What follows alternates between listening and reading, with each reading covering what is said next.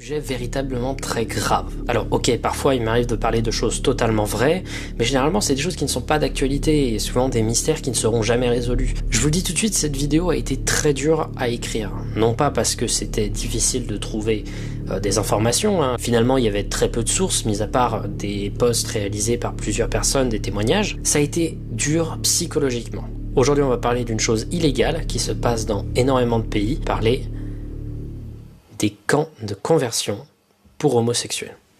Alors avant de commencer, je pense que vous devez déjà vous demander si en France ça existe. Alors j'en parlerai rapidement à la fin, mais dites-vous que oui, sauf que en France, c'est pas illégal. Plus de détails après. Ce sujet est un peu tabou, et ce dans presque tous les pays qui en ont. On se dit souvent, ouais non, ça appartient au passé, maintenant les homosexuels sont bien traités, etc. par la société, c'est bon, c'est pas grave. Mais non.